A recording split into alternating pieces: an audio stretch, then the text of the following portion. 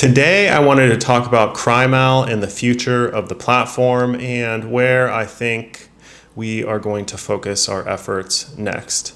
CrimeOwl started because I wanted to find my mom and help police stations solve cold cases and missing persons. There's a massive resource constraint within the law enforcement ecosystem. Only 7% of police stations have cold case units and only 50% have the resources to find missing persons.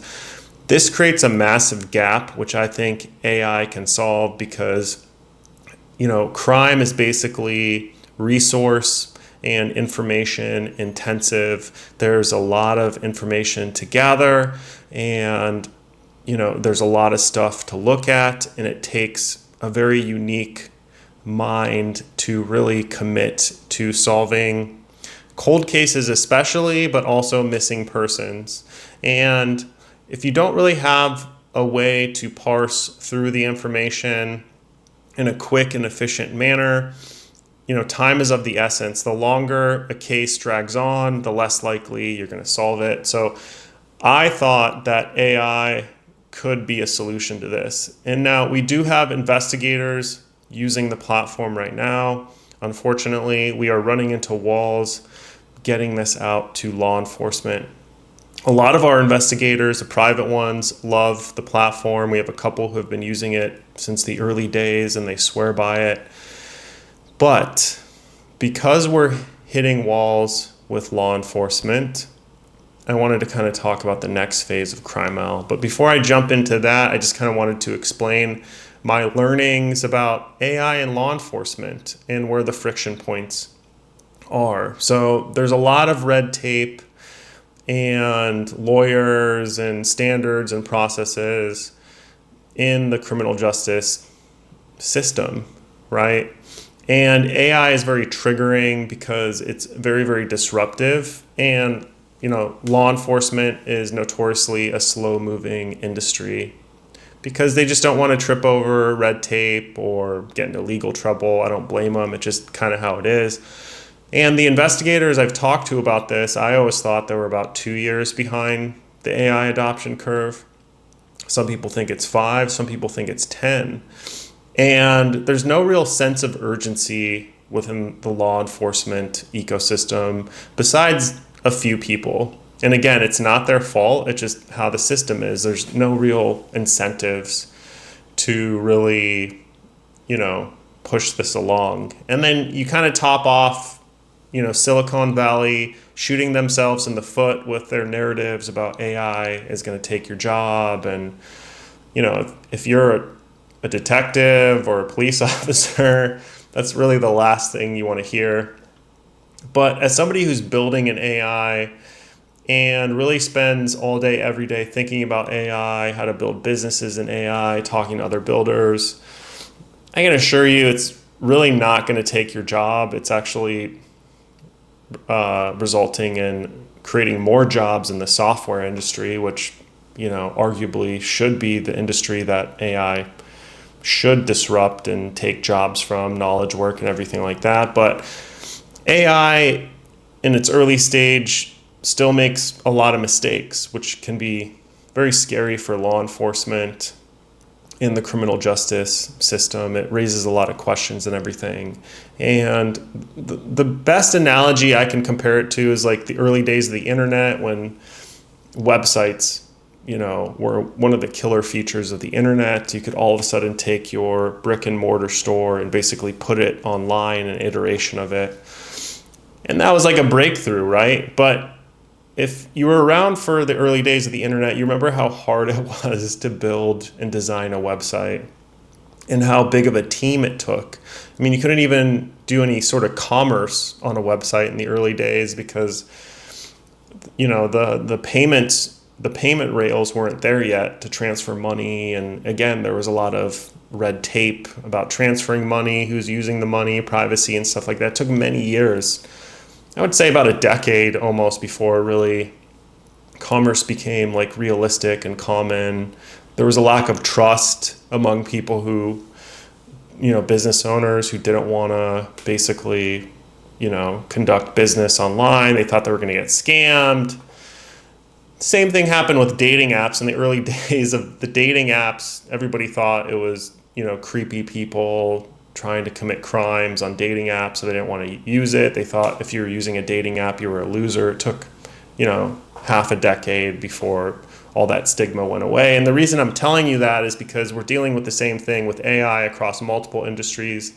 It's arguably way more disruptive than the internet, but maybe not, because the internet basically is the infrastructure for AI. So in the early days, it also said that why would anyone need to go to malls when you have the internet and you can sell online? Now, a lot of people, a lot of malls went out of business, but people still like going outside and going to local businesses and interacting with people. And I think that trend is going to continue. So that's more of a long-winded way of saying that AI takes a lot of work to make it function correctly. And I want to be as transparent as possible because I'm assuming law enforcement is going to watch this video. And I just kind of want you guys to understand and give a level-headed perspective of my views on AI. So it's limited, and it takes the right people to actually build something meaningful to solve these crimes.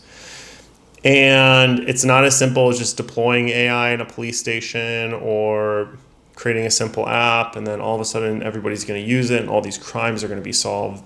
AI is very powerful.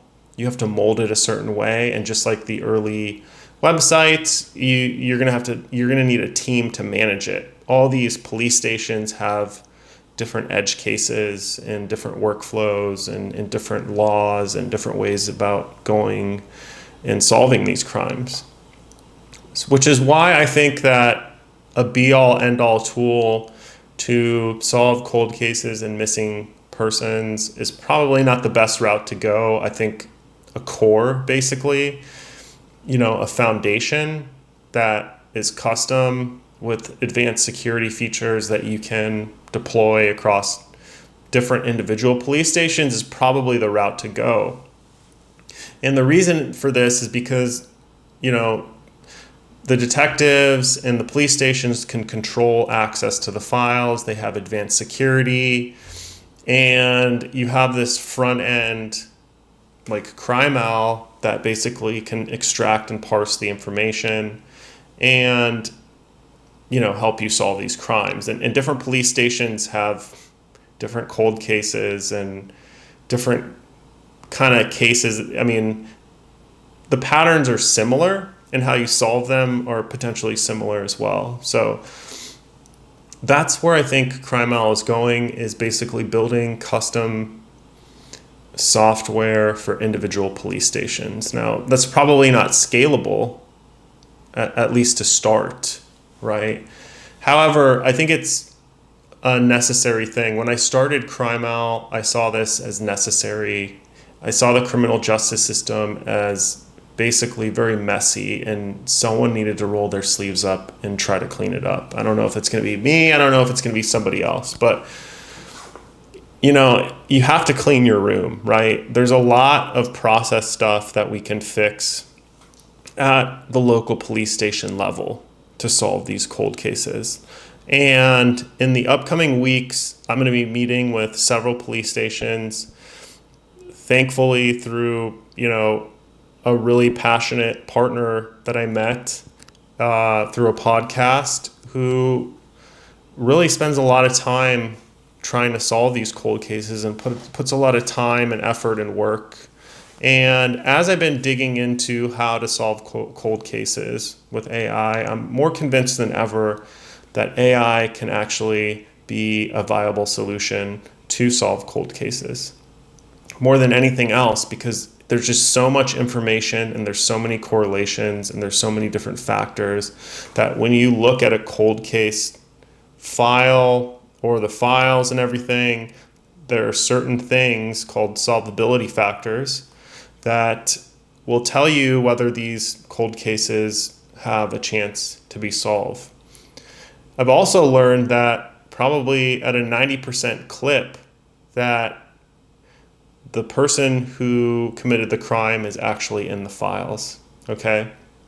So when you look at that stuff, And you ask these police stations who are resource constrained to go into these files, these old files that aren't digitized, and try to figure out how to solve these cases. You kind of see how big the problem is. It could take months or years even to go back through the files, one person on the file at least. You really want multiple people on the files to basically sniff out the suspects and find that person who committed the crime in the files. And that's very difficult to do. And what AI can basically do is get you started on a stronger foundation. So it can parse through the files and it can extract that information with the solvability factors and tell you, is this cold case worth your time? Now, I think all the cold cases are worth our time, but there's 350,000 of them. So you have to start somewhere. So you have to start with the core cold cases that have the highest likelihood of being solved. And then you move down the list. And if there's a system in place that you can deploy across, I think there's 18,000 police stations that, I don't know if they all have cold cases. And then you train the staff to basically use the AI in a certain way to, maybe the solvability factors are built into the AI.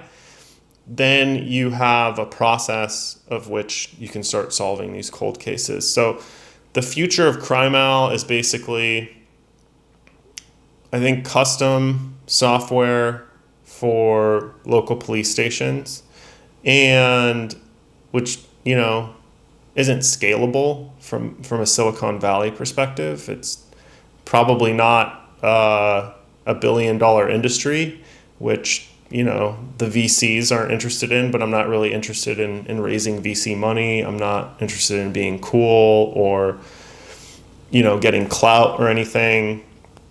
Everything I do with CrimeOwl is to solve my mom's case, which I believe that if I can solve my mom's case with AI, then we can solve all other cold cases. Now, on the subject of my mom, I'm still in a battle with the police station to get them to release the files. They will not release the files, but if I solve a cold case with CrimeOwl, with these police stations I'm about to meet with, there's no way they won't give me the files. And it'll be undeniable at that point. And yeah. So I just wanted to give an update on the future of CrimeOwl. We just launched a bunch of public pages. There's a lot of traffic on the website now. Traffic is going up.